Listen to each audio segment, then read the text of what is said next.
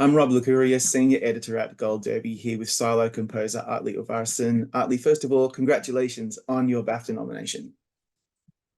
Thank you so much. That's super exciting that people are really starting to respond to your work on the show. Let's talk about it. Let's go back to the beginning. It's been some time since you first wrote the season one score. It's a really interesting mix of ambient synth sounds, choral elements, beautiful piano and string. It's got everything. So when you're first writing it, what inspired the themes that feature throughout the score? Mm. Well, a lot of different things, to be honest. I've often talked about how the my thinking with a lot of the music is that there must be some sort of a hum in the background in the silo at all times, right?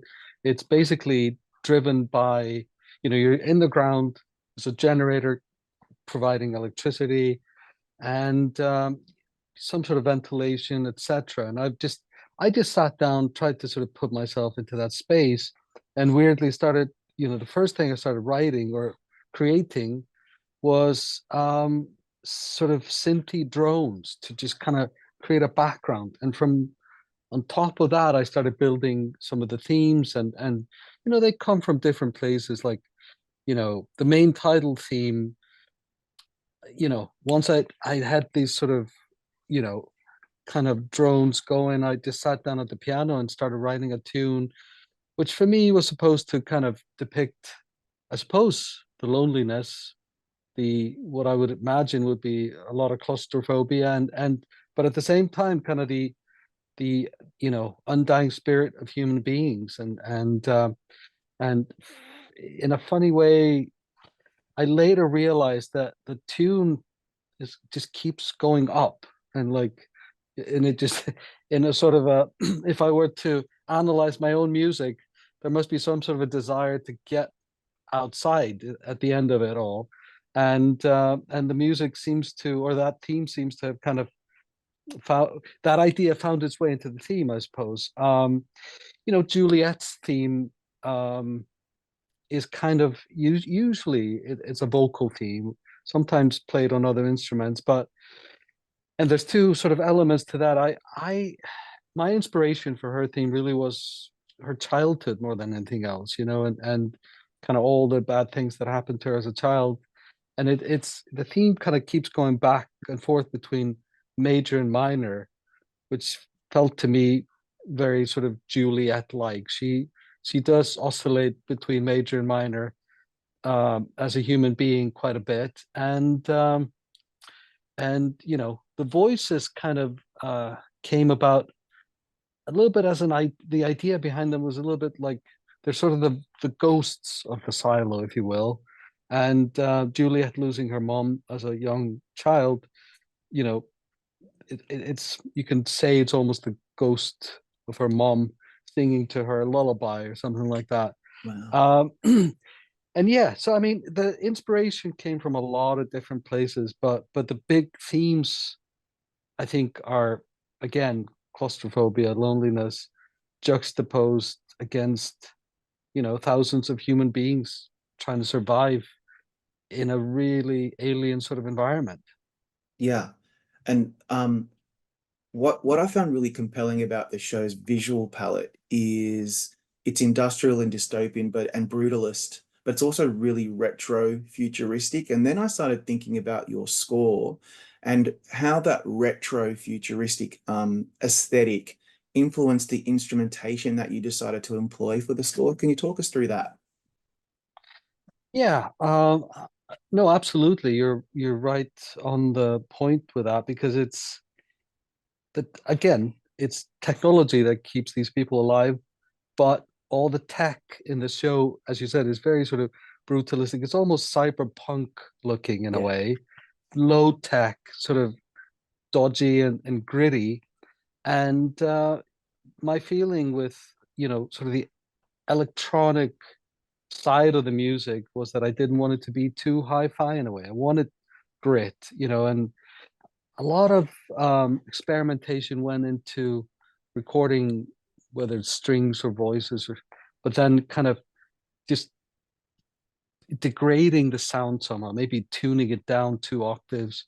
They use a lot of ring modulation, which is kind of an old school sort of technology to make, electronic music. And yeah, I mean, there's a bit of a retro feel to it all. And one of the most interesting things for me, a crazy discovery that I made, was a thing called the magnetic resonator piano. And it just, a friend of a friend told me about this thing, and I believe there's three of them in existence. And what it really is kind of this. It's sort of, imagine if you had an ebow on every single string of the grand piano, and then that connects to kind of a computer brain. It's controlled by a laptop, and then you have a volume pedal, and you can sort of play sustains on the piano as opposed to just sort of the regular short decaying notes of the piano.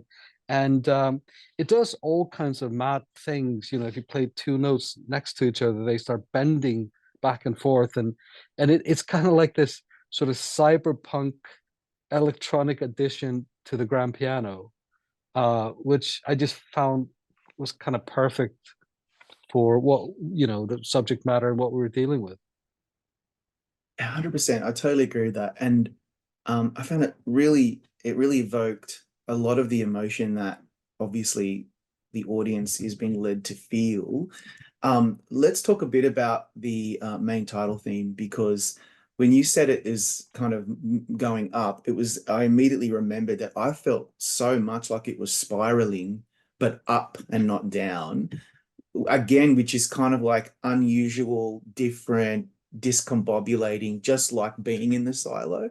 And I'm curious then, when you're creating a main title theme, is that more difficult than just creating cues and suites for general dramatic purposes? That because that's the thing that everyone wants to hear, that kind of introduces you to the show. What's that like? Mm.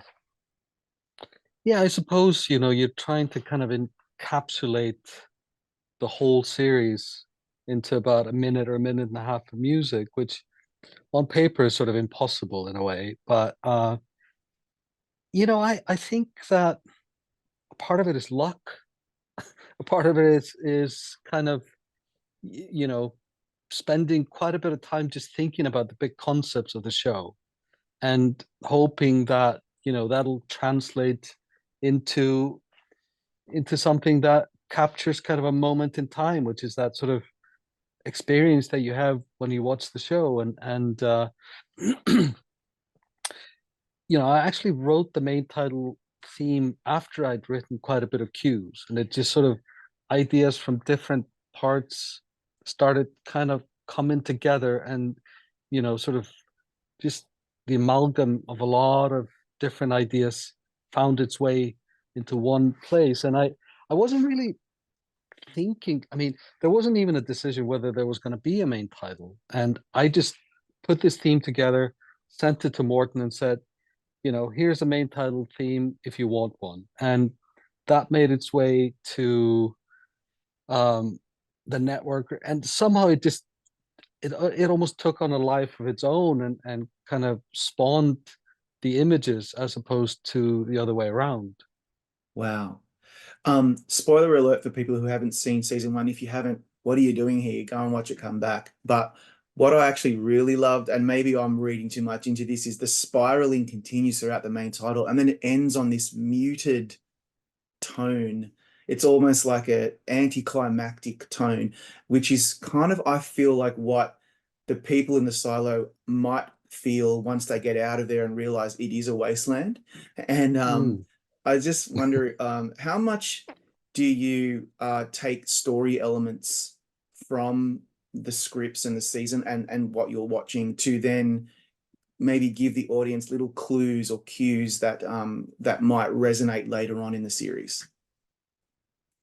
Hmm. Listen, I actually love what you just said about this idea of sort of that muted tone just being kind of a sort of a musical representation of that disappointment. Yeah. Uh, I had not thought of that, and that's why I love it, because because it's like, because other people I've spoken with have sort of come up with other metaphors or sort of, you know, visual ideas, or how kind of the main title seems to inspire ideas in people and spark their imagination. And to me, that's like the biggest compliment I can get, because if it's creating new ideas that I hadn't thought of, then it's doing something right. But yeah, I mean, I think the spiraling thing, you know, it's really funny actually, because obviously in hindsight, it kind of represents the big staircase in the middle of the silo. But when I wrote it, that was all green screen. I couldn't even, I could see like maybe one floor, but I couldn't, Wow. that I hadn't seen 100 floors of spiraling staircases. And somehow I think it's a good example of the power of actually kind of the music being created before or parallel to the show being created and cut together. Because every time you start quite early on, especially at the script stage, there tends to be some sort of a serendipity between the music and the cinematography, the performances, and it just becomes a more of a holistic approach to scoring than coming in a bit later and kind of, you know, adding stuff on top of what's already there.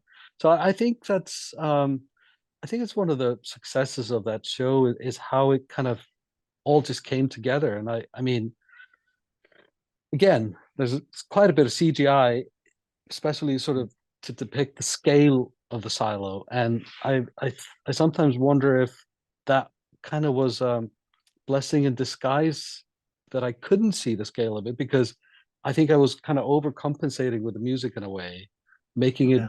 almost too big, but it actually just kind of made it of a really grand scale. And yeah, I don't know. It's a magical project. It really is. Silo is just one of those shows that I feel like it's all the performances, the writing, the imagery, the style, the feel of its sets, all of it sort of.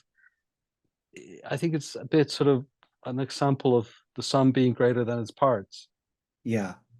It's interesting that I'm surprised that there's not more productions where composers come in earlier, because I feel like it really makes a huge difference. But with the main title, surely the goal has to be that you don't want the audience to skip the intro. And like, for example, when I'm watching, say, Succession, I would never in a million years skip Nicholas Britell's intro. No, And no, it's when I'm, criminal. it's critical, right? It's so important. And when I was watching Silo with my kids and wife, we never ever skipped the intro. It was really, really important that we listened to it, right? So Thank you. that's the goal, right?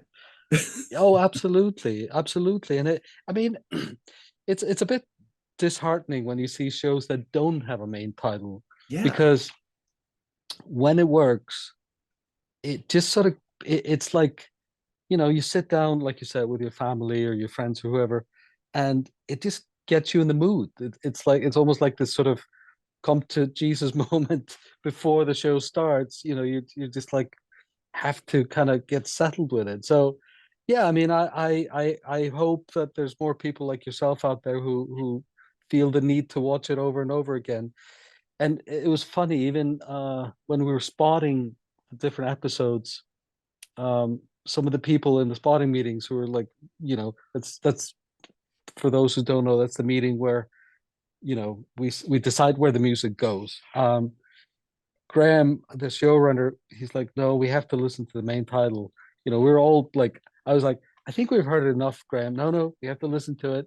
And so, yeah, I mean, I'm just absolutely delighted that somehow it has kind of really become an integral part of the show.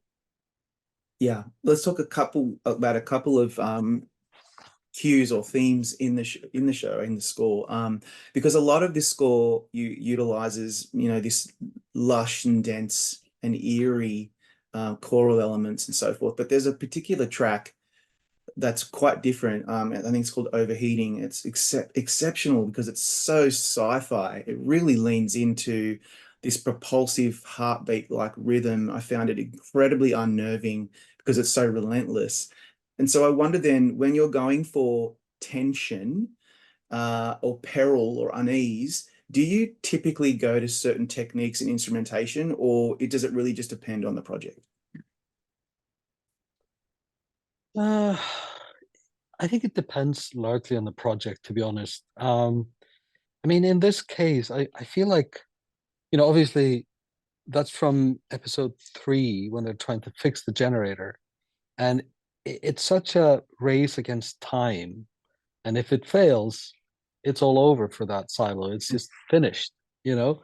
So it's such a pressure cooker of an episode and a scene. And so, yeah, I mean, it just felt to me like it needed to be absolutely relentless and very sort of clockwork like, it's just like, the race is on, the stopwatch, if you will, is on. But and it's also incredibly, it's more so than most of the music in the show. It's very synthesizer driven, and Yeah. I felt like that was appropriate with, once again, I suppose I just kind of associate the synths and the electronic aspects of the show with the technology, Yeah. with the mechanism of the silo. So yeah, I mean, and honestly, it was one of those things where it's probably, I probably spent most time working on episode 3 of all of those first season episodes, simply because there's so much music in it, Yeah. and simply because it's yeah, I mean, it's like one long action sequence, that episode. So it just had to never let up. And Morton Tilden, the director of the first 3 episodes and one of the executive producers, we just came back to these cues again and again, and just it was like just trying to tighten them up as much as we possibly could. So yeah, I mean, that was it. It was just like I just wanted the audience to feel like it's all just kind of closing in on us, and it's Yeah. it's a matter of life and death. Yeah, it totally is a matter of life. It was so evocative. I've got a slightly unusual question because I noticed like, the lead actress is Swedish, Morton is Norwegian, I think. You're obviously Hmm. Icelandic. What is it about Scandinavian culture and particularly Icelandic composers? I'm thinking of people like obviously Hilda Gudnadottir and Herdis Stefansdottir and even the late Johan Johansson, right? Like, what is it about that part of the world that creates these really interesting, sometimes austere but really mysterious artists like yourself? Wow, that's the $1 million question, isn't it? Well, God, I think we're all actually trying to figure that out. All the people you mentioned, Yeah. and well, so Iceland has about 380,000 people, and but it has a very unusually high number of musicians. And we jokingly say it must be because we have to find things to do indoors during the winter. But I mean, there is something in the culture here. We're a bit sort of isolated. Obviously, you can't be isolated in the technological society with the internet and all that nowadays. But we are geographically a bit isolated. Um, and the landscapes and the constant changing of the light and colors and all of that has to have some sort of an effect. And there's also kind of a bit of a sort of, I don't know how to put it. Is it avant-garde or sort of renegade approach to Yeah. making art? Um, and there's also just a really, really simple reason for why there's a lot of musicians coming out of Iceland. Doesn't explain the aesthetics, but it explains the number of people, and it's actually a simple political decision that was made in the early 70s by the government to make sure that there was a music school in every single town larger than 500 people. Wow. And so, and you know, and it was just a sort of a visionary minister of culture that who got that through. And yeah, I think it's just one of those things, you know. It's like um, a lot of things had to come together to create this fertile ground for a lot of people to make music. But I think the culture and the just the natural habitat, I think, is a big contributor to the feeling of the music that's coming out of here. Yeah, I totally get it. And it makes me want to go there even more. Atli, thank you so much for your time today. Really appreciate it. And congratulations on some beautiful work on Silo season 1. Thank you so much. Thanks for having me.